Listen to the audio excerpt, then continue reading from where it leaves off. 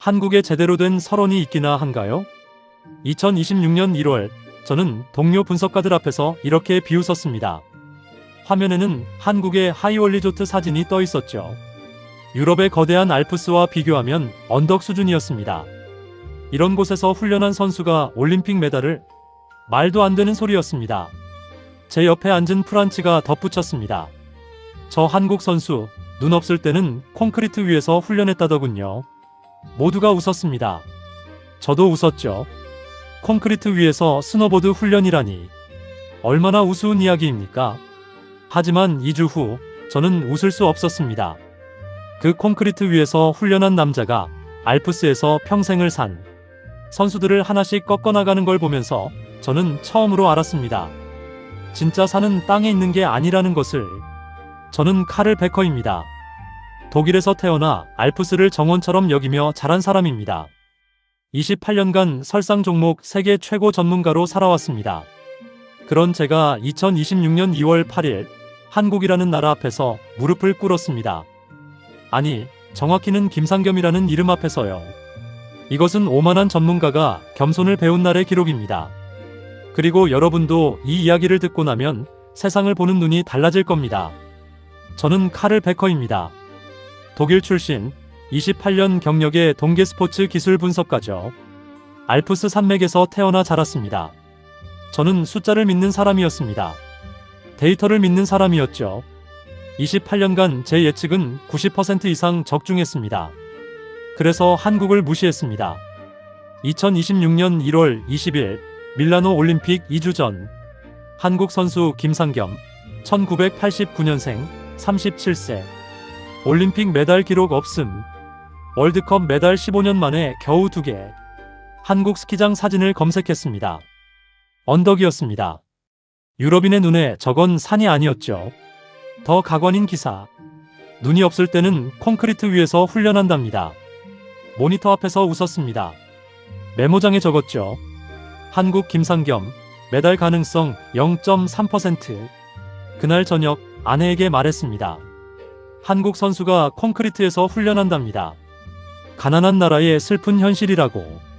그때의 저는 몰랐습니다.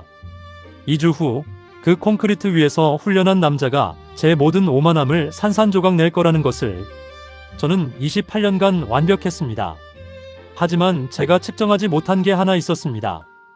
바로 인간의 집념이었습니다.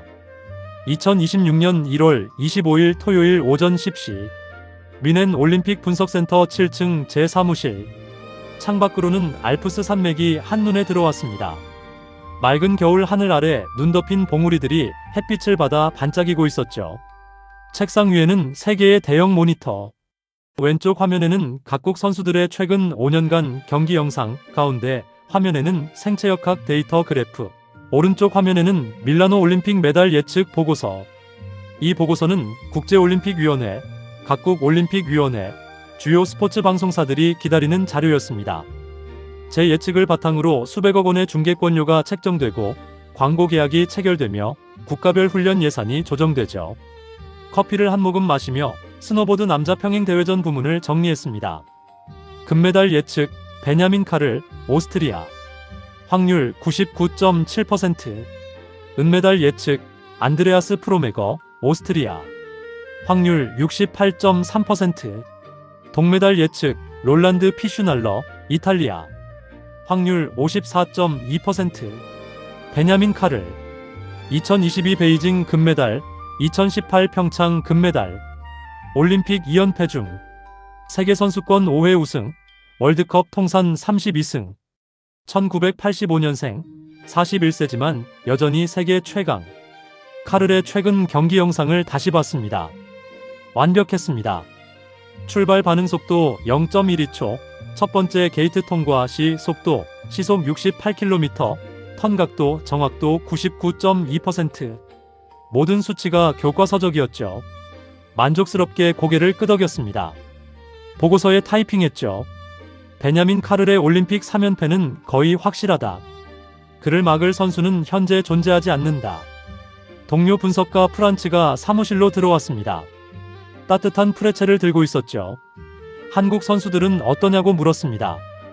이상호는 메달권에 넣었다고 답했습니다. 평창 은메달리스트고 최근 컨디션도 좋으니까요. 하지만 나머지 한 명, 김상겸, 논외였습니다. 37세의 올림픽 메달. 게다가 한국의 훈련 환경. 제대로 된 설원도 없는 나라. 콘크리트 위에서 훈련한다던데요. 프란츠가 웃음을 터뜨렸습니다. 저도 웃었죠. 그러면서 말했습니다. 메달 확률 0.3%. 사실상 불가능이라고. 모니터를 가리켰습니다. 가르미슈 파르텐키르엔 스키장과 한국 하이월리조트의 항공 사진. 비교가 됐을까요? 가르미슈 파르텐키르에는 해발 2962m에서 시작해 수십 킬로미터의 슬로프. 반면 하이오는 솔직히 언덕처럼 보였습니다. 키보드를 두드리며 보고서를 마무리했습니다. 한국 김상겸의 메달 가능성은 통계적으로 무시할 수 있는 수준. 인프라 부족, 나이 제한, 경험 부족. 16강 진출도 어려울 것으로 예상. 저장 버튼을 눌렀습니다. 이번 올림픽은 뻔하다고 생각했죠. 카를 금메달, 프로메거나 피슈날러 은메달, 이상호 동메달. 김상겸 예선 탈락.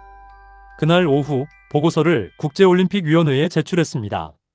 제목은 2026 밀라노 동계올림픽 스노보드 남자 평행대회전 메달 예측 최종 보고서. 결론 부분에 이렇게 썼습니다. 설상 종목은 환경이 전부다.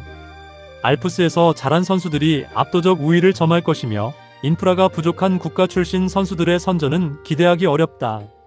특히 한국의 김상겸 같은 경우 나이와 환경 모두 분리하여 메달권은 불가능하다.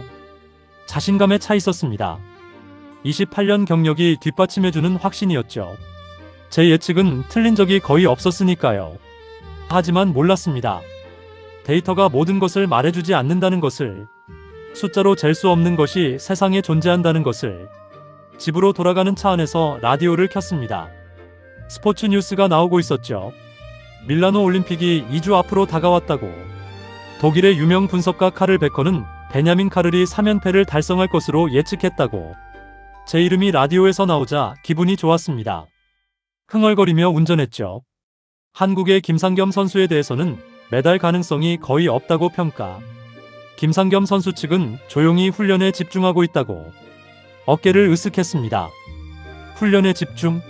콘크리트 위에서? 웃음이 나왔습니다. 집에 도착했습니다. 아내 마르타가 저녁을 준비하고 있었죠. 오늘 보고서 제출했다고 말했습니다. 이번엔 정말 쉬웠다고. 변수가 없었거든요. 마르타가 접시를 내려놓으며 말했습니다. 당신 예측은 항상 맞잖아요. 물론이죠. 28년간 쌓아온 경험이 있는 걸. 자신만만했습니다. 너무나도 확신에 차 있었죠. 하지만 몰랐던 것이 있었습니다. 김상겸이라는 사람이 지난 15년간 무엇을 견뎌왔는지, 얼마나 많은 실패를 딛고 일어섰는지, 그의 심장 속에 어떤 불꽃이 타오르고 있는지. 저는 숫자만 봤습니다. 사람은 보지 않았죠. 그것이 제 가장 큰 실수였습니다. 2026년 2월 1일 일요일, 밀라노 올림픽 개막까지 일주일. 주말임에도 사무실에 나와 있었습니다. 최종 점검이 필요했거든요. 각국 선수들의 최근 컨디션 확인, 훈련 영상 분석, 예측 모델 재검증. 오전 11시쯤이었습니다. 커피를 마시며 유튜브에서 최근 월드컵 경기 영상들을 검색하고 있었죠. 베냐민 카를의 최신 경기를 다시 한번 보려고요. 추천 영상 목록에 이상한 제목이 떠올랐습니다. 한국 김상겸, 폴란드 월드컵에서 동메달 쾌거. 눈썹을 찌푸렸습니다. 김상겸, 그 콘크리트 선수. 동메달.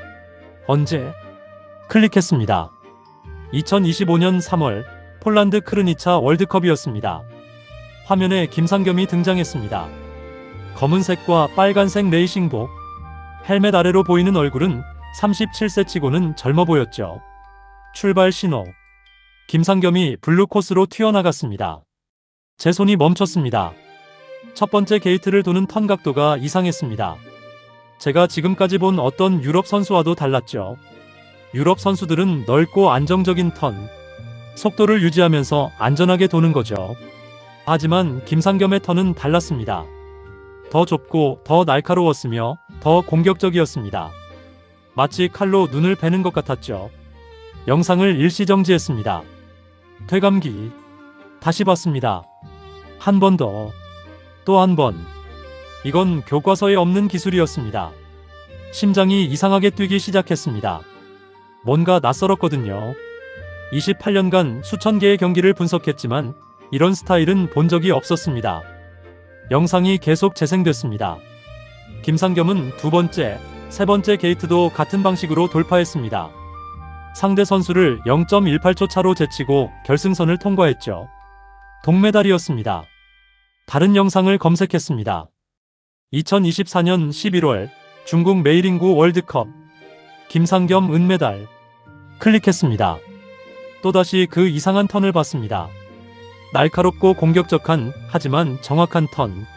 마치 눈이 부족한 환경에서 최대 효율을 뽑아내기 위해 개발한 기술처럼 보였습니다. 고개를 저었습니다. 아니야. 이건 그냥 우연이야. 운이 좋았을 뿐이지. 하지만 손은 멈추지 않았습니다. 계속 검색했습니다. 김상겸의 다른 경기들. 2023년 캐나다 월드컵 동메달 경기. 똑같았습니다. 그 날카로운 턴, 그 공격적인 라인, 그 독특한 스타일. 모니터 앞에 앉아 턱을 괴었습니다. 한국에 뭔가 마음에 걸렸습니다. 하지만 뭔지 정확히 알 수 없었죠. 이성은 이렇게 말했습니다. 그냥 월드컵에서 운 좋게 메달 몇 개 딴 거야. 올림픽은 다르지. 압박감이 다르고 상대 수준이 다르고 모든 게 다르다고. 하지만 직감은 뭔가 다른 걸 속삭이고 있었습니다. 시계를 봤습니다. 오후 1시. 점심도 거른 채 계속 김상겸의 영상을 봤습니다. 1시간, 2시간, 3시간. 오후 4시가 됐을 때 깨달았습니다. 김상겸의 스타일이 우연이 아니라는 것을. 이건 의도된 기술이었습니다. 서론이 부족한 환경에서 제한된 훈련 시간 안에 최대 효율을 내기 위해 개발된 독자적인 스타일. 말도 안 돼. 콘크리트 위에서 이런 걸 개발했다고? 불가능해. 하지만 영상은 거짓말하지 않았습니다. 그의 턴은 실제로 작동하고 있었고 메달로 증명되고 있었죠. 불안해지기 시작했습니다. 제 보고서가 틀렸을까요? 0.3%라는 예측이 잘못된 걸까요? 고개를 저었습니다. 아니야. 월드컵과 올림픽은 달라. 올림픽 압박감 속에서 저런 위험한 스타일은 통하지 않아. 한 번만 실수해도 끝이거든. 스스로를 안심시키려 애썼습니다. 하지만 마음 한구석이 계속 불편했죠. 집으로 돌아가는 길 계속 김상겸의 턴을 떠올렸습니다. 그 날카로운 각도, 그 공격적인 라인. 내가 뭔가 놓쳤나? 차를 운전하면서도 그 생각이 머릿속을 떠나지 않았습니다. 집에 도착했습니다. 마르타가 물었죠. 오늘 주말인데 왜 사무실에 갔냐고. 무슨 일 있냐고. 아니, 그냥 최종 점검하려고. 다 끝났다고 대답했습니다. 하지만 거짓말이었습니다. 뭔가 끝나지 않았거든요. 마음속 어딘가에서 경보음이 울리고 있었습니다. 그날 밤 잠을 제대로 이루지 못했습니다. 계속 김상겸의 턴이 눈앞에 아른거렸죠. 새벽 2시, 3시, 4시. 뒤척이며 생각했습니다. 내가 28년간 믿어온 게 틀렸을까? 아니야. 틀릴 리 없어. 하지만 확신은 점점 흔들리고 있었습니다. 다음날 아침 피곤한 얼굴로 사무실에 출근했습니다. 프란츠가 물었죠. 얼굴이 안 좋은데 어디 아프냐고. 아니야. 그냥 잠을 못 잤어. 대답하지 않고 컴퓨터를 켜고 김상겸의 파일을 다시 열었습니다. 메달 확률 0.3%. 이 숫자를 바꿔야 할까요? 아니면 그대로 둬야 할까요? 내 경험을 믿어야 해. 스스로에게 말했습니다. 28년 경력이 몇 개의 월드컵 메달보다 중요해. 파일을 닫았습니다. 하지만 불안감은 사라지지 않았죠. 밀라노 올림픽까지 일주일. 알지 못했습니다. 제가 목격하게 될 것이 단순한 메달 경기가 아니라 제 모든 신념을 뒤흔들 지진이 될 거라는 것을. 김상겸이라는 이름. 계속 무시하려 했습니다. 하지만 이 이름은 제 머릿속에서 점점 커지고 있었습니다. 2026년 2월 8일 일요일. 드디어 그날이 왔습니다. 이탈리아 리비뇨 스노파크 VIP석에 앉아 있었습니다. 해발 1816m, 눈 덮인 알프스 산맥이 사방을 둘러싸고 맑은 하늘 아래 완벽한 경기 조건이 갖춰져 있었죠. 오전 10시 예선 시작. 32명 출전. 각 선수는 2번의 시기, 합계 기록 상위 16명이 결선 토너먼트 진출. 쌍안경을 들고 경기를 관람했습니다. 옆에는 프란츠, 뒤쪽에는 각국 언론사 기자들. 베냐민 카를이 출발선에 섰습니다. 41세지만 여전히 완벽한 체격. 출발 신호가 울렸고 카를이 설원을 가르며 내려갔습니다. 1차 시기 43초 52, 2차 시기 43초 27, 합계 1분 27초 19. 역시 완벽한 기록이었죠. 다른 선수들도 차례로 경기를 치렀습니다. 롤란드 피슈날러, 안드레아스 프로메거, 테르벨 잠피로프. 모두 예상 범위 안의 기록들. 한국 선수 차례가 왔습니다. 먼저 이상호. 배추보이답게 초록색 레이싱복. 안정적인 경기로 1분 26초 51 예선 2위. 이상호는 역시 괜찮네. 인정했습니다. 그 다음 김상겸. 전광판에 이름이 떴습니다. 쌍안경으로 출발선을 바라봤습니다. 검은색과 빨간색 레이싱복. 헬멧을 쓰고 있어서 얼굴은 잘 보이지 않았지만 자세에서 묘한 긴장감이 느껴졌습니다. 37세. 이 나이에 올림픽이라니. 출발 신호. 김상겸이 튀어나갔습니다. 그 순간 봤습니다. 일주일 전 영상에서 봤던 바로 그 턴을. 날카롭고 공격적인 칼처럼 눈을 베는 그 턴을. 첫 번째 게이트. 유럽 선수들보다 훨씬 좁은 각도. 위험해 보였죠. 하지만 넘어지지 않았습니다. 두 번째 게이트. 똑같은 스타일. 속도가 줄지 않았습니다.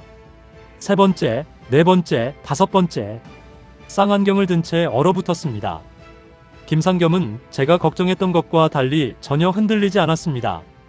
오히려 그 위험한 스타일을 완벽하게 제어하고 있었죠. 1차 시기 43초 63. 나쁘지 않은 기록. 2차 시기 시작. 김상겸이 다시 출발선에 섰습니다. 숨을 죽이고 지켜봤습니다. 또다시 그 날카로운 턴들. 이번에는 1차보다 더 빨랐습니다. 2차 시기 43초 55. 합계 1분 27초 18. 전광판에 순위가 업데이트됐습니다. 1위 이상호 1분 26초 51. 2위 베냐민 카를 1분 27초 19. 3위 김상겸 1분 27초 18. 김상겸이 베냐민 카르를 0.01초 차로 제치고 3위. 전광판을 멍하니 바라봤습니다. 프란츠가 놀란 목소리로 말했습니다. 카를, 저 한국 선수가 카를보다 빠른데요? 0.01초 차야. 5차 범위지. 애써 무덤덤하게 대답했습니다. 예선은 예선일 뿐이야. 결선 토너먼트는 완전히 다르거든. 하지만 심장은 빠르게 뛰고 있었습니다. 예선 종료. 최종 순위 발표. 상위 16명 결선 진출. 1위 이상호, 2위 베냐민 카를, 3위 김상겸. 그리고 8위 코시르, 9위 롤란드 피슈날러. 예선 8위 김상겸은 16강에서 9위 코시르와 맞붙게 됐습니다. 코시르. 1980년생, 슬로베니아. 올림픽 은메달 1개, 동메달 2개 보유. 무엇보다 2018년 평창에서 김상겸을 16강에서 탈락시킨 바로 그 선수. 이번엔 끝이야. 확신했습니다. 코시르는 올림픽 경험이 풍부해. 김상겸 같은 신출내기는 압박감을 못 이길 거야. 오후 2시 16강전 시작. 김상겸 블루 코스, 코시르 레드 코스. 출발 신호. 두 선수가 동시에 튀어나갔습니다. 첫 번째 중간 기록 측정 지점. 김상겸이 0.09초 뒤처져 있었습니다. 역시 안도했습니다. 경험의 차이가 나오는군. 하지만 그때였습니다. 두 번째 중간 기록 지점을 앞두고 갑자기 코시르의 움직임이 흔들렸습니다. 게이트를 돌다가 중심을 잃었죠. 코시르가 넘어졌습니다. 자리에서 벌떡 일어났습니다. 코시르는 일어나려 애썼지만 결국 완주하지 못했습니다. 반면 김상겸은 차분하게 결승선을 통과했죠. 김상겸 승리. 8강 진출. 주변이 웅성거렸습니다. 코시르가 넘어지다니. 운이 좋네. 저 한국 선수. 같은 생각이었습니다. 운이야. 그냥 운. 하지만 손은 떨리고 있었습니다. 8강전. 김상겸의 다음 상대는 롤란드 피슈날러. 1980년생 46세, 이탈리아. 7번째 올림픽 출전. 예선 1위 통과. 홈 관중의 응원. 이제 진짜 끝이야. 피슈날러는 코시르와 다르거든. 절대 실수하지 않아. 8강전 시작. 피슈날러는 레드코스 선택. 보통 블루가 유리하지만 피슈날러는 자신있게 레드를 택했죠. 출발 신호. 첫 번째 중간 기록. 피슈날러가 0.15초 앞서고 있었습니다. 그래, 이대로. 주먹을 쥐었습니다. 하지만 두 번째 중간 기록 지점에서 상황이 바뀌었습니다. 김상겸이 바짝 추격했습니다. 그의 날카로운 턴이 속도를 끌어올렸죠. 격차가 0.06초로 좁혀졌습니다. 결정적 순간, 피슈날러가 중심을 잃었습니다. 코스를 이탈했죠. 김상겸이 결승선을 통과했습니다. 또 승리. 멍하니 트랙을 바라봤습니다. 프란츠가 당황한 목소리로 말했습니다. 칼을, 이거 우연치고는. 우연이야. 단호하게 잘랐습니다. 2번 연속 상대가 실수한 거야. 김상겸이 잘한 게 아니라 상대가 못한 거지. 하지만 목소리는 떨리고 있었습니다. 김상겸이 준결승에 올랐습니다. 다음 상대는 테르벨 잠피로프. 불가리아 21세 신예. 이번엔 다르다. 스스로를 다독였습니다. 젊고 안정적인 선수야. 실수하지 않을 거야. 준결승 시작. 김상겸 블루, 잠피로프 레드. 출발. 쌍안경을 든 채 숨도 쉬지 않고 지켜봤습니다. 첫 번째 중간 기록. 비슷했습니다. 두 번째 중간 기록. 김상겸이 근소하게 앞서기 시작했습니다. 마지막 구간. 김상겸의 턴이 빛났습니다. 그 날카로운 칼 같은 턴이. 결승선. 김상겸 43초 37. 잠피로프 43초 60. 0.23초 차. 김상겸 승리. 결승 진출 확정. 최소 은메달 보장. 전광판에 큼지막하게 떴습니다. 쌍안경을 떨어뜨렸습니다. 헤드셋이 귀에서 벗겨졌죠. 주변 모든 소리가 사라졌습니다. 그저 멍하니 트랙을 바라봤습니다. 0.3%. 제가 예측한 숫자였습니다. 그런데 그 0.3%가 지금 현실이 되고 있었습니다. 입에서 신음 같은 소리가 새어나왔습니다. 내가 틀렸어? 준결승이 끝나고 결승전까지 30분의 휴식 시간. VIP석에 그대로 앉아 있었습니다. 일어날 수가 없었죠. 다리에 힘이 풀려버렸거든요. 프란츠가 어깨를 두드렸습니다. 괜찮냐고. 괜찮다고 대답했습니다. 거짓말이었죠. 전혀 괜찮지 않았거든요. 이건 우연이야. 3번 연속 우연일까? 프란츠의 질문에 대답할 수 없었습니다. 머릿속은 혼란스러웠습니다. 28년간 쌓아온 모든 지식, 모든 경험, 모든 확신이 흔들리고 있었죠. 고개를 저었습니다. 아니야. 결승은 다르다. 베냐민 카를은 올림픽 2연패 챔피언이야. 압박감이 전혀 다르고 경험도 다르고. 손은 떨리고 있었습니다. 주머니에 손을 넣어 떨림을 감췄죠. 주변에서 기자들이 웅성거렸습니다. 저 한국 선수 누구야? 김상겸이래. 37세. 37세의 올림픽 메달이라고. 게다가 한국 설상 종목 역사상 2번째 메달. 첫 번째는 2018년 평창에서 이상호가 은메달. 그들의 대화를 들으며 점점 더 불안해졌습니다. 내가 뭘 놓쳤지? 데이터는 명확했어. 나이, 경험, 환경, 모든 게 불리했는데. 어떻게 여기까지 온 거야? 한 기자가 다가왔습니다. 독일 스포츠 전문 채널 기자. 베커 박사님, 2주 전 김상겸 선수의 메달 확률을 0.3%로 예측하셨는데요. 지금 최소 은메달이 확정됐습니다. 어떻게 생각하십니까? 얼굴이 화끈거렸습니다. 그건 예선과 결선은 다릅니다. 상대 선수들이 불운하게 실수를 했고 3경기 연속 상대가 실수했다는 건 통계적으로 어떻게 설명하시겠습니까? 말문이 막혔습니다. 지금 경기 중이니 나중에 말씀드리겠습니다. 서둘러 자리를 피했습니다. 화장실로 향했습니다. 거울 앞에 섰죠. 거울 속 제 얼굴은 창백했습니다. 눈 밑에는 다크서클, 이마에는 식은땀. 진정해, 칼을. 스스로에게 말했습니다.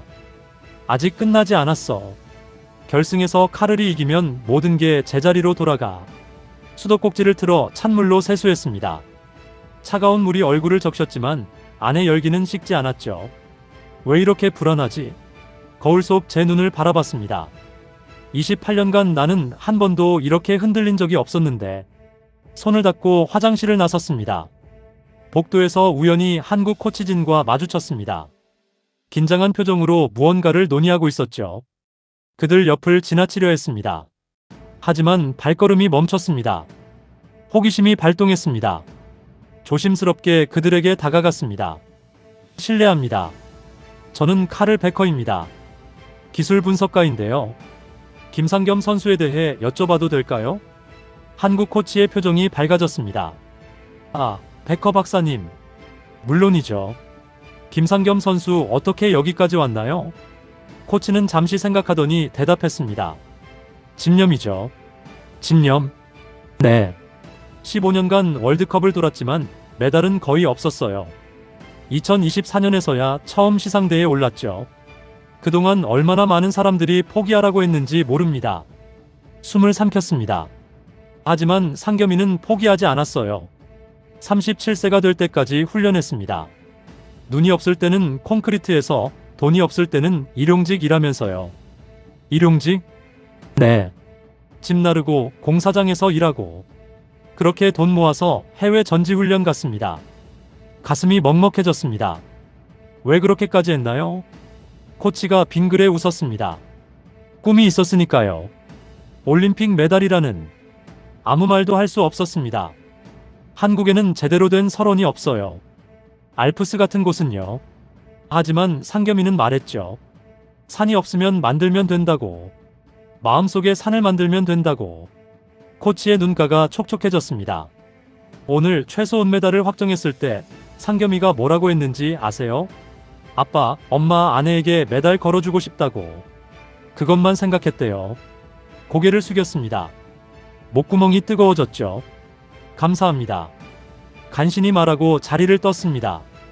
VIP석으로 돌아가는 길, 제 자신이 부끄러웠습니다. 나는 뭘 본 거지? 데이터만 봤습니다. 숫자만 봤죠.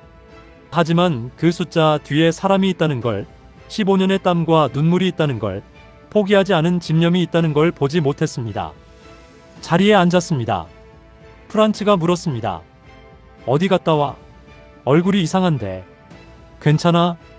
괜찮아. 또 거짓말이었습니다. 전혀 괜찮지 않았습니다. 전광판을 봤습니다. FINAL- KARL AUTBS KIM SANG KYUM KUR 결승전이 10분 후에 시작될 예정이었습니다. 쌍안경을 들었습니다. 손이 떨렸죠. 누가 이길까? 처음으로 확신할 수 없었습니다. 28년 만에 처음으로 제 예측을 믿을 수 없었습니다. 결승 5분 전, 트랙 양옆에서 선수들이 마지막 준비를 하고 있었습니다. 블루 코스 쪽에는 김상겸이, 레드 코스 쪽에는 베냐민 카를이 서 있었죠. 쌍안경으로 두 선수를 번갈아 봤습니다. 베냐민 카를, 41세, 키 183cm, 몸무게 85kg, 올림픽 2연패 챔피언, 세계선수권 5회 우승, 월드컵 32승, 완벽한 피지컬, 완벽한 경력, 완벽한 기술. 그의 워밍업 동작을 지켜봤습니다. 여유로웠습니다. 자신감이 넘쳤죠. 수천 번 이런 무대를 경험한 선수의 여유였습니다. 그리고 김상겸, 37세, 키 183cm, 몸무게 72kg, 올림픽 메달 없음, 세계선수권 최고 성적 4위, 월드컵 메달 2개. 그를 봤습니다. 워밍업은 카를처럼 여유롭지 않았습니다. 긴장이 역력했죠. 손을 계속 털고 눈을 감았다 뜨기를 반복했습니다. 압박감을 못 이기겠군. 그렇게 생각했습니다. 역시 경험의 차이가 나오는구나. 하지만 마음 한구석은 뭔가 다른 걸 느끼고 있었습니다. 저 긴장이 어쩌면 좋은 긴장일지도 모른다고. 집중력을 높이는 긴장일지도 모른다고 고개를 저었습니다. 아니야. 결승 무대에서 긴장은 독이야. 카를의 여유가 이긴다. 노트북을 펼쳤습니다. 두 선수의 데이터를 마지막으로 확인했습니다. 베냐민 카를의 최근 10경기 평균 기록 43초 28, 김상겸의 최근 10경기 평균 기록 43초 89, 0.61초 차이. 스노보드 평행대회전에서 0.61초는 엄청난 격차였습니다. 데이터는 명확해. 스스로를 다독였습니다. 카를이 이긴다. 그래야 정상이야. 하지만 심장은 빠르게 뛰고 있었습니다. 프란츠가 말했습니다. 카를, 이제 시작한대. 짧게 대답하고 쌍안경을 들었습니다. 출발선에 두 선수가 섰습니다. 김상겸 블루 코스, 베냐민 카를 레드 코스. 심판이 손을 들었습니다. 전 세계가 이 순간을 지켜보고 있었습니다. 저도, 프란츠도, 수천 명의 관중도, 수백만 명의 TV 시청자도, 그리고 무엇보다 저 두 선수도 속으로 빌었습니다. 제발 카를이 이겨라. 그래야 내가 틀리지 않은 거니까. 하지만 동시에 마음 한구석에서는 다른 목소리가 속삭였습니다. 김상겸이 이기면 어떻게 될까? 0.3%가 진짜 현실이 되면? 고개를 저었습니다. 그럴 리 없어. 출발 신호가 울렸습니다. 두 선수가 동시에 튀어나갔습니다. 김상겸은 블루 코스를, 베냐민 카를은 레드 코스를 질주하기 시작했죠. 첫 번째 게이트. 김상겸의 턴이 날카롭게 눈을 갈랐습니다. 일주일 전 영상에서 봤던 바로 그 스타일. 반면 카를은 안정적이고 교과서적인 턴으로 속도를 유지했습니다. 첫 번째 중간 기록 측정 지점. 전광판에 숫자가 떴습니다. 김상겸 14초 23, 카를 14초 18. 카를이 0.05초 앞서고 있었습니다. 쌍안경을 든 채 숨을 참았습니다. 예상대로였습니다. 카를의 경험과 안정감이 빛을 발하고 있었죠. 두 번째 게이트, 세 번째 게이트. 카를은 흔들림 없이 완벽한 라인을 그리며 내려갔습니다. 김상겸은 공격적인 턴으로 따라붙으려 했지만 격차는 좁혀지지 않았습니다. 두 번째 중간 기록 지점. 김상겸 28초 91, 카를 28초 84. 여전히 카를이 0.07초 앞서고 있었습니다. 그래, 이대로. 속으로 외쳤습니다. 카를이 이기고 있어. 경험이 이기고 있다고. 하지만 그때였습니다.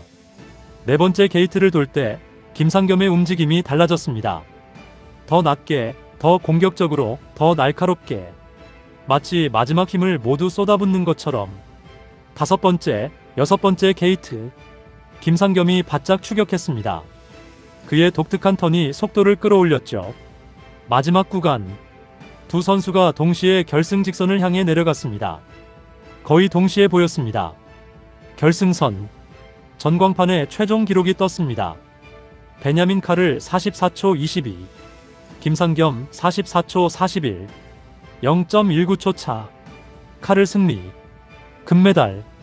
김상겸 은메달. 숨을 내쉬었습니다. 카를이 이겼습니다. 역시 경험이 이겼죠. 올림픽 3연패. 데이터가 옳았습니다. 하지만 이상했습니다. 안도감보다 다른 감정이 더 컸습니다. 김상겸을 봤습니다. 결승선을 통과한 그는 헬멧을 벗고 하늘을 올려다봤습니다. 아쉬움이 역력했지만 동시에 뭔가 다른 감정도 보였습니다. 안도, 감격, 뿌듯함. 0.19초. 단 0.19초 차이였습니다. 알프스도 없는 나라에서 온 37세 남자가 올림픽 2연패 챔피언과 단 0.19초 차이로 겨뤘습니다. 제 손이 떨렸습니다. 시상식이 시작되기 전 30분의 시간이 주어졌습니다. 저는 VIP석에 그대로 앉아 있었습니다. 일어날 수가 없었죠. 프란츠가 말했습니다. 카를, 예측이 맞았네. 카를이 금메달 땄잖아. 네. 대답했습니다. 하지만 목소리에는 힘이 없었습니다. 그런데 왜 그래? 얼굴이 안 좋은데? 대답할 수 없었습니다. 예측이 맞았습니다. 카를이 금메달을 땄으니까요. 하지만 동시에 틀렸습니다. 김상겸이 은메달을 땄으니까요. 0.3%.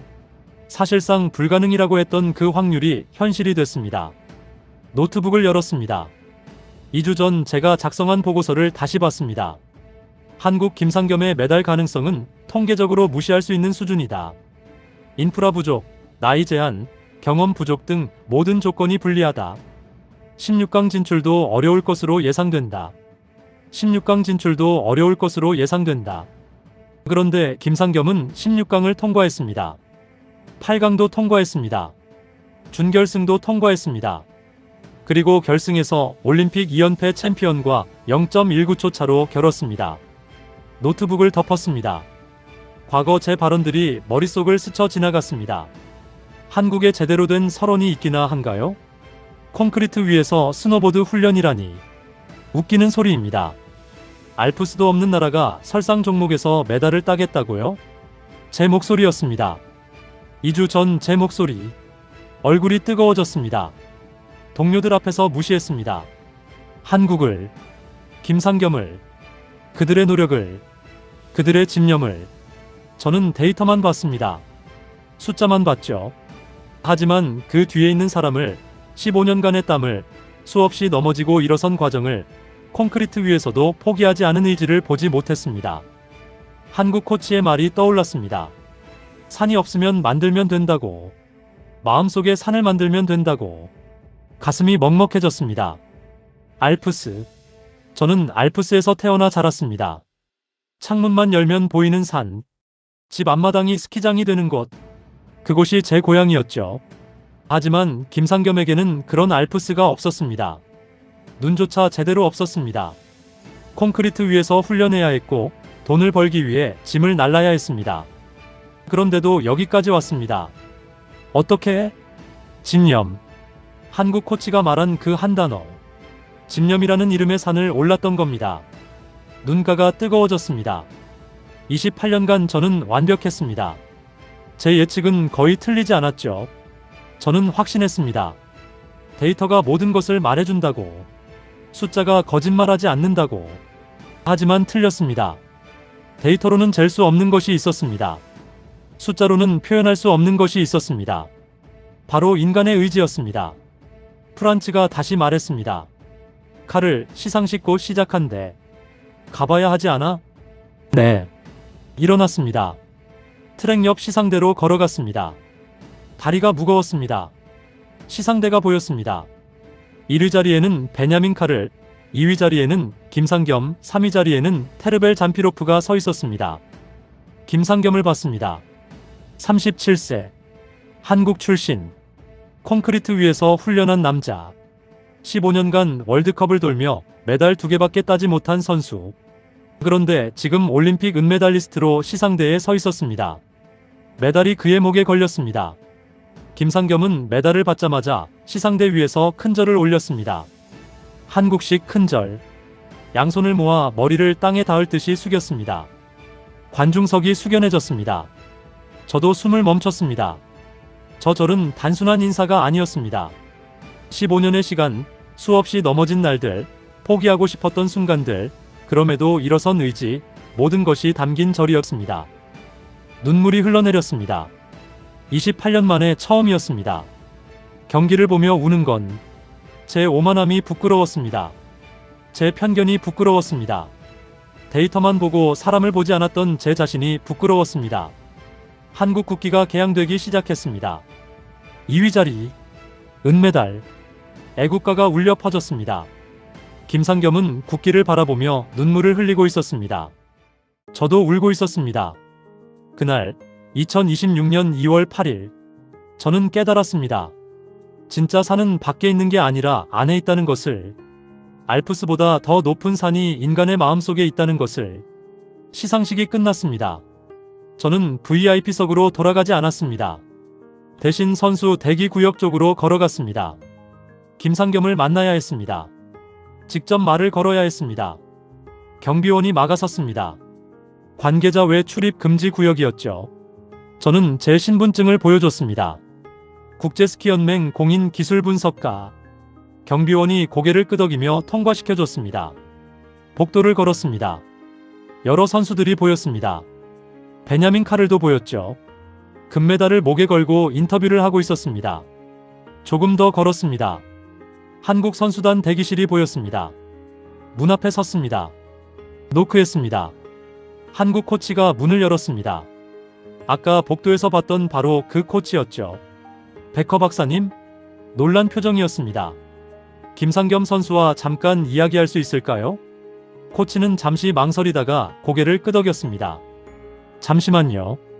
문이 닫혔습니다. 30초쯤 지났을까? 문이 다시 열렸습니다. 들어오세요. 대기실 안으로 들어갔습니다. 김상겸이 소파에 앉아 있었습니다. 은메달을 손에 들고 있었죠. 얼굴에는 아직도 눈물 자국이 남아 있었습니다. 그가 일어나 고개를 숙여 인사했습니다. 한국식 인사. 저도 허리를 숙였습니다. 앉으세요. 코치가 의자를 권했습니다. 앉았습니다. 김상겸과 마주보게 됐습니다. 잠시 침묵이 흘렀습니다. 입을 열었습니다. 축하합니다. 감사합니다. 김상겸의 목소리는 조용했습니다. 다시 침묵. 저는 숨을 깊이 들이마셨습니다. 그리고 말했습니다. 사과드립니다. 김상겸이 고개를 들었습니다. 눈이 마주쳤죠. 저는 2주 전 당신의 메달 가능성을 0.3%라고 예측했습니다. 한국의 훈련 환경을 비웃었고 콘크리트 위에서 훈련한다는 것을 조롱했습니다. 당신을 무시했습니다.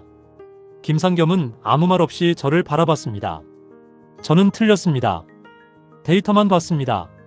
숫자만 봤죠. 하지만 당신이라는 사람을 보지 못했습니다.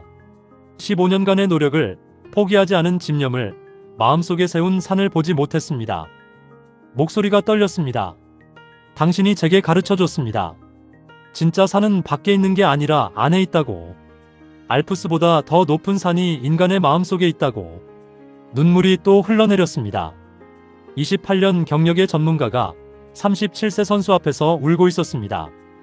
김상겸이 천천히 입을 열었습니다. 괜찮습니다.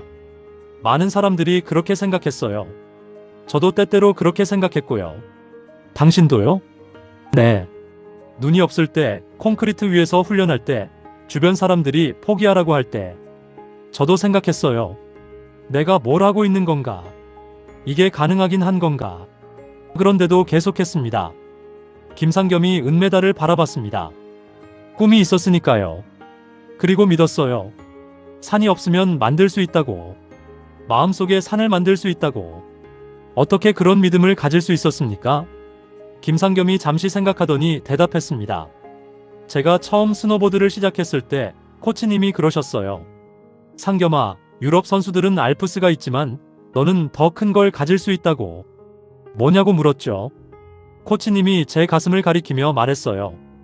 여기에 알프스보다 더 높은 산을 세울 수 있다고. 가슴이 뜨거워졌습니다. 그래서 세웠습니다. 15년간 천천히 하나씩, 넘어질 때마다 한 계단씩 쌓았어요.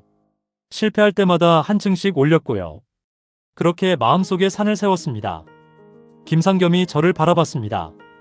박사님, 데이터도 중요합니다. 하지만 데이터로 잴 수 없는 것도 있어요. 그게 사람이고, 그게 꿈이고, 그게 집념입니다. 저는 고개를 숙였습니다. 제가 배웠습니다. 28년간 놓쳤던 것을 당신에게서 배웠습니다. 김상겸이 빙그레 웃었습니다. 이제라도 알게 되셨으면 됐죠. 코치가 끼어들었습니다. 박사님, 상겸이 이야기를 좀 더 해드릴까요? 어떻게 여기까지 왔는지 부탁드립니다. 고개를 끄덕였습니다. 코치가 말하기 시작했습니다.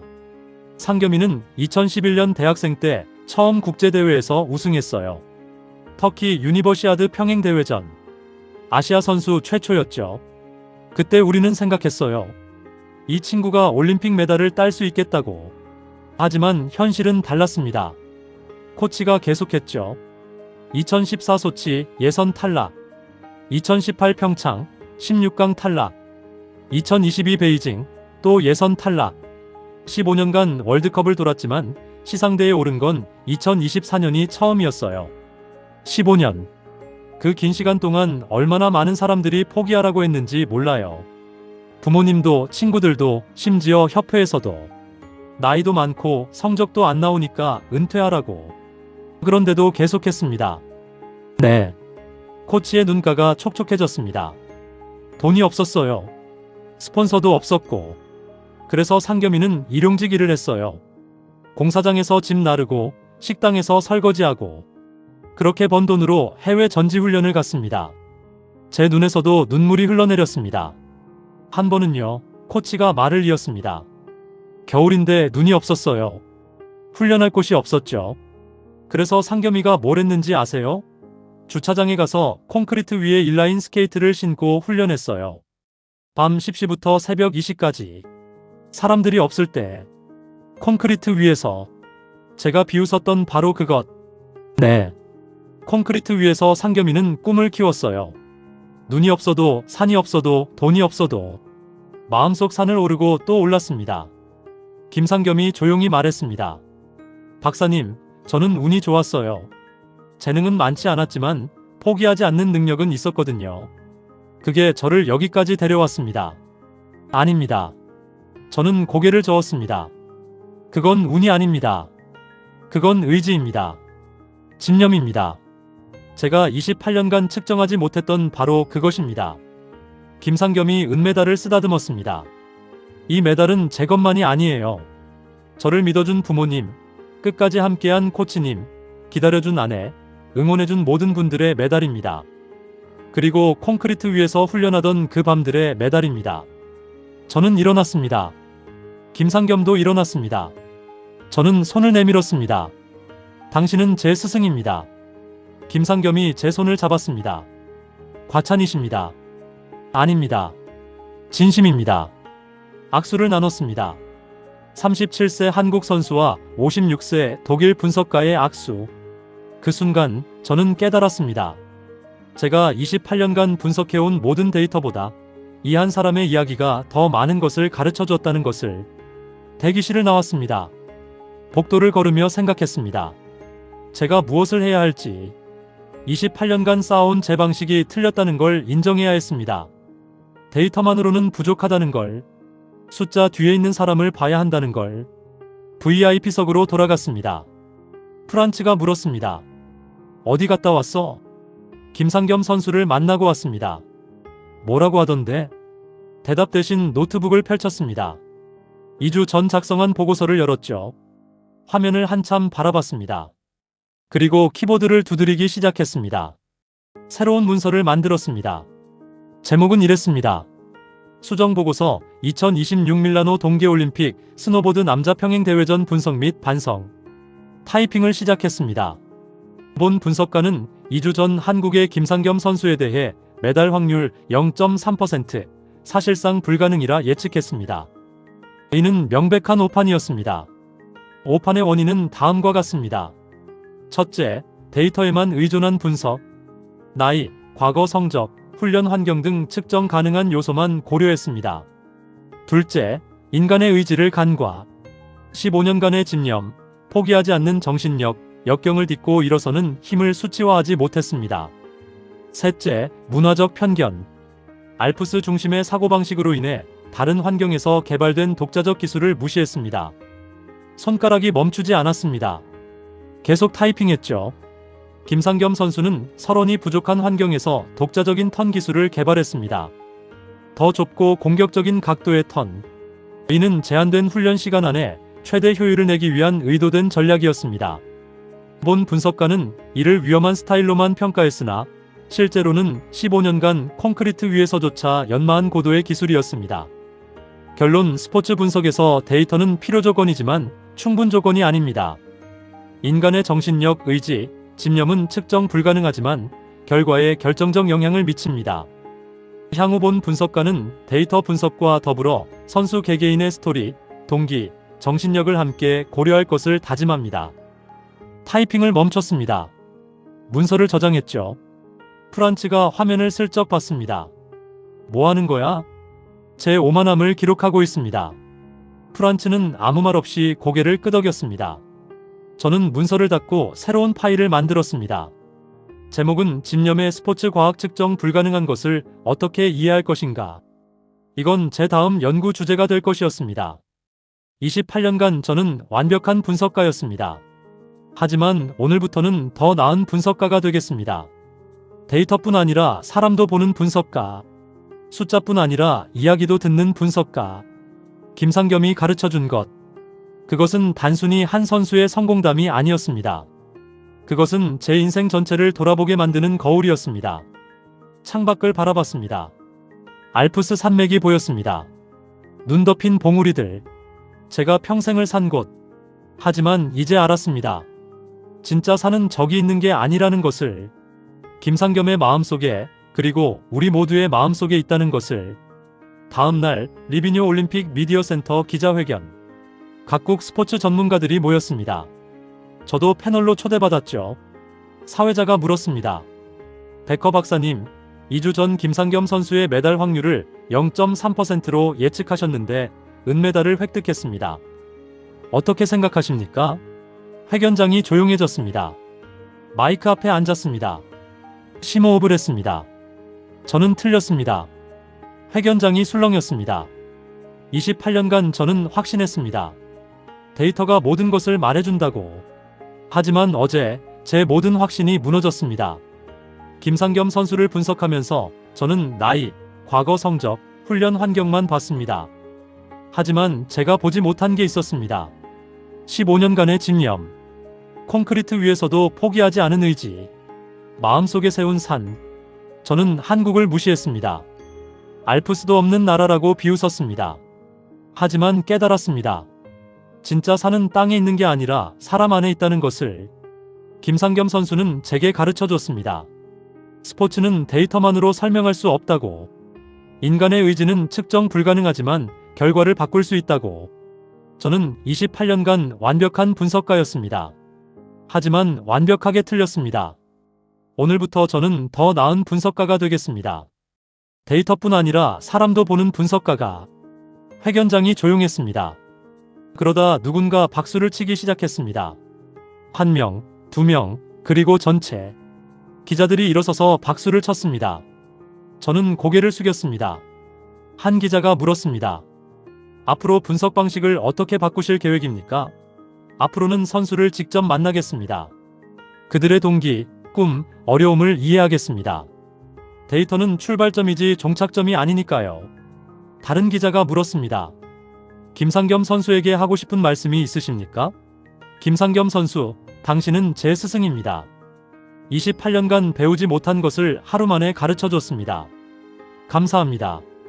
당신의 은메달은 15년 집념의 증표이고 모든 불가능에 맞서 싸운 승리의 증표입니다. 눈물이 흘러내렸습니다. 카메라 앞에서. 하지만 괜찮았습니다. 그것은 깨달음의 눈물이었고, 겸손의 눈물이었고, 감사의 눈물이었습니다. 기자회견이 끝났습니다. 공항으로 가는 차 안. 창밖 알프스 산맥이 점점 멀어졌습니다. 28년 전이 떠올랐습니다. 1998년 나가노 올림픽. 처음 분석가로 일을 시작했을 때. 당시 저는 젊었고 열정으로 가득했습니다. 선수들을 만나고 이야기를 듣고 그들의 꿈을 이해하려 노력했죠. 하지만 시간이 지나며 변했습니다. 경력이 쌓이며 저는 점점 오만해졌습니다. 데이터만 믿게 됐고 사람을 보지 않게 됐죠. 10년 전쯤 제 예측이 계속 맞아떨어지면서 확신하게 됐습니다. 제 방식이 완벽하다고. 그때부터 선수들을 만나지 않았습니다. 그저 모니터 앞에 앉아 숫자만 봤죠. 그리고 어제 그 모든 것이 무너졌습니다. 37세 한국 선수 한 명이 제 28년 경력을 무너뜨렸습니다. 하지만 이상했습니다. 무너진 기분이 들지 않았습니다. 오히려 해방된 기분이었죠. 28년간 저를 가뒀던 오만함에서, 데이터 만능주의에서, 편견에서 자유로워진 기분이었습니다. 휴대폰이 울렸습니다. 아내 마르타였습니다. 뉴스 봤어. 기자회견. 괜찮아? 네. 괜찮아요. 오히려 후련해요. 28년 만에 처음으로 정직해진 기분이에요. 자랑스러워요. 당신이. 눈가가 뜨거워졌습니다. 공항에 도착했습니다. 탑승구 근처 카페에서 노트북을 펼쳤습니다. 새 문서를 만들었습니다. 제목은 집념의 과학 김상겸 사례 연구. 타이핑을 시작했습니다. 2026년 2월 8일 37세 한국 선수 김상겸은 밀라노 동계올림픽에서 은메달을 획득했다. 이는 스포츠 과학적으로 설명하기 어려운 성과였다. 본 연구는 데이터로 측정 불가능한 인간의 의지가 어떻게 불가능을 가능으로 바꾸는지 탐구한다. 화면을 바라봤습니다. 이것이 제 새로운 연구가 될 것이었습니다. 28년간 놓쳤던 것을 이제부터 찾아가는 여정. 비행기에 올랐습니다. 창가 자리에 앉았습니다. 이륙했습니다. 창밖으로 알프스가 보였습니다. 눈 덮인 봉우리들. 하지만 이제는 다르게 보였습니다. 저 산들이 전부가 아니라는 것. 더 높은 산이 있다는 것. 그 산은 사람의 마음속에 있다는 것. 김상겸이 세운 그 산. 저도 세울 수 있을까? 제 마음속에도 산을 세울 수 있을까? 28년간 쌓아온 오만함을 허물고 새로운 것을 배우고 더 나은 사람이 되는 산을 창밖을 바라보며 다짐했습니다. 세우겠습니다. 천천히 하나씩. 김상겸이 15년간 그랬던 것처럼. 뮌헨 공항 도착. 아내 마르타가 마중 나왔습니다. 차 안에서 모든 이야기를 했습니다. 김상겸을 만난 것, 기자회견, 제 아내 변화. 집에 도착. 서재로 갔습니다. 28년간 쌓아온 자료들. 분석 보고서, 예측 모델, 데이터 차트. 모두 완벽했습니다. 하지만 사람이 빠져 있었습니다. 1998년 나가노 올림픽 때 쓴 낡은 노트를 꺼냈습니다. 손으로 쓴 메모들. 선수들의 꿈, 두려움, 동기. 데이터가 아닌 이야기들. 새 노트를 펼쳤습니다. 첫 페이지에 썼습니다. 2026년 2월 10일. 새로운 시작. 김상겸에게 배운 것 사는 안에 있다. 데이터로 측정할 수 없는 것이 가장 중요하다. 집념은 재능을 이긴다. 겸손하게 배워라. 다음 날부터 일하는 방식이 바뀌었습니다. 한국 스노보드 협회에서 초청 이메일. 3월 한국 방문 결정. 국제스키연맹 이사회. 일부는 신뢰성 문제 제기. 투표 결과 12명 중 8명 찬성. 자격 유지. IOC 스포츠윤리위원회 초청. 10월 로잔 컨퍼런스 연사 수락. 3월 15일 인천공항 도착. 하이월리조트 방문. 김상겸과 함께 슬로프로. 그가 가리킨 주차장. 평범한 콘크리트. 무릎을 꿇고 만졌습니다. 차가웠습니다. 이 위에서 15년을. 눈물이 흘러내렸습니다. 서울 강연 200명 청중 실수 인정. 배움의 중요성 강조. 기립박수. 독일 귀국.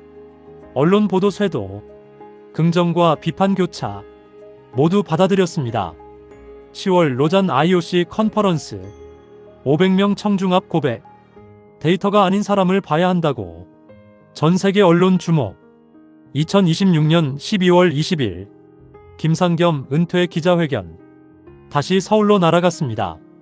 프레스센터. 김상겸이 앞에 앉아 있었습니다. 은메달을 탁자 위에 놓고 기자가 물었습니다. 왜 지금 은퇴하십니까? 김상겸이 대답했습니다. 이룰 만큼 이뤘습니다. 이제 다른 꿈을 꾸고 싶습니다. 후배들을 가르치고 싶습니다. 콘크리트 위에서도 꿈을 키울 수 있다는 것을. 기자회견 후 김상겸이 저를 봤습니다. 다가왔습니다. 천천히 걸어왔습니다. 서로의 눈을 바라봤습니다. 말없이 악수를 나눴습니다. 37세 한국 선수와 56세 독일 분석가. 서로 다른 배경, 서로 다른 인생. 하지만 같은 것을 이해하는 두 사람. 김상겸이 조용히 말했습니다. 박사님, 28년 경력을 내려놓는 게 힘들지 않으셨어요? 처음엔 힘들었습니다. 제 모든 것이 무너지는 것 같았으니까요. 하지만 이제는 알아요. 무너진 게 아니라 다시 세워지고 있었다는 것을. 김상겸이 고개를 끄덕였습니다. 박사님은 제 스승입니다. 아닙니다. 제가 당신의 제자죠. 서로 웃었습니다. 그날 저녁 마지막 식사. 한국 전통 식당. 김상겸이 물었습니다. 앞으로 계획이 어떻게 되세요? 계속 배우겠습니다. 선수들에게서, 당신에게서 배운 것처럼 저도 계속 배우겠습니다. 후배들을 가르치면서. 잔을 들었습니다. 배움에. 김상겸도 잔을 들었습니다. 배움에. 잔을 천천히 부딪혔습니다. 독일 귀국. 크리스마스 이브. 서재 책상 앞. 여전히 그 돌멩이가 놓여 있었습니다. 하이월 리조트 주차장에서 가져온 작은 돌. 매일 아침 그것을 봤습니다. 그리고 스스로에게 물었습니다. 오늘도 겸손하게 배울 준비가 되었는가? 이제 제 일하는 방식은 완전히 달라졌습니다. 선수 분석 전 먼저 그들의 인터뷰를 찾아봤습니다. 가능하면 직접 만났습니다. 11월에는 브라질로 날아갔습니다. 빈민가 출신 19세 신의 마르쿠스를 만나러. 눈을 본 적 없지만 스키 선수가 된 아이.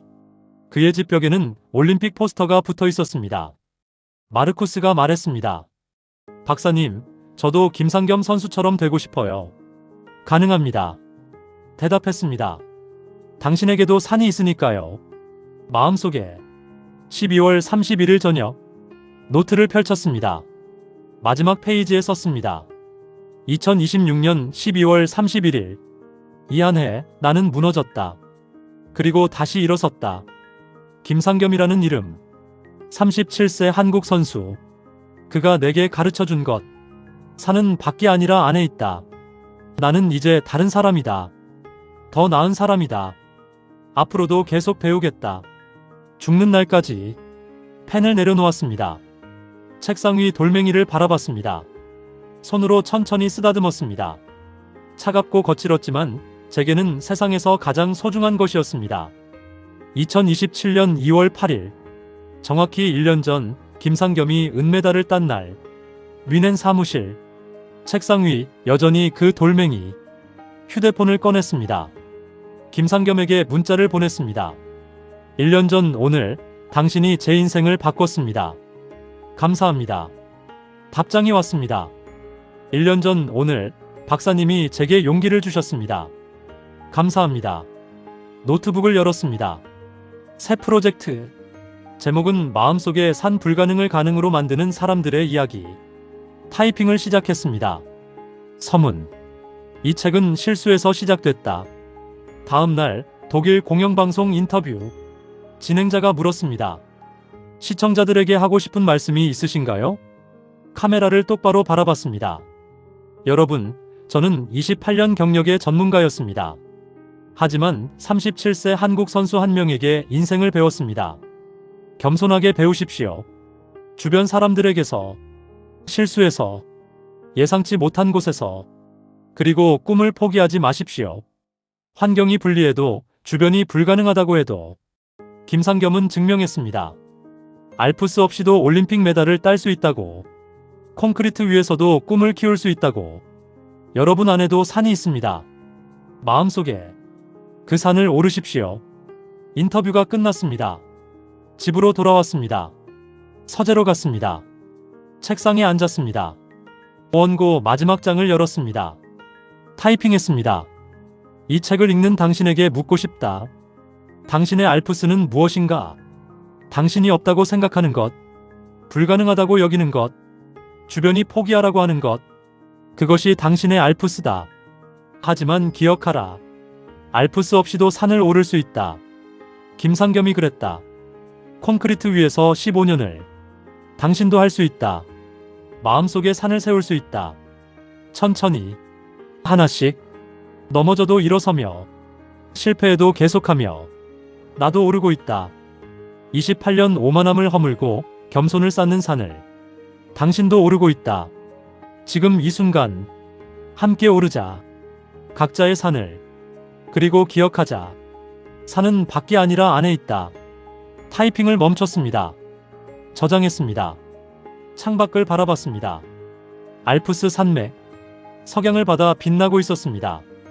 여전히 아름다웠습니다. 하지만 이제는 그것이 전부가 아니라는 걸 알았습니다. 진짜 산은 제 안에 있었습니다. 김상겸의 안에 있었습니다. 그리고 이 이야기를 듣는 모든 사람의 안에 있었습니다. 우리 모두가 산을 오르고 있습니다. 각자의 방식으로, 각자의 속도로. 중요한 건 멈추지 않는 것입니다. 산은 밖이 아니라 안에 있다.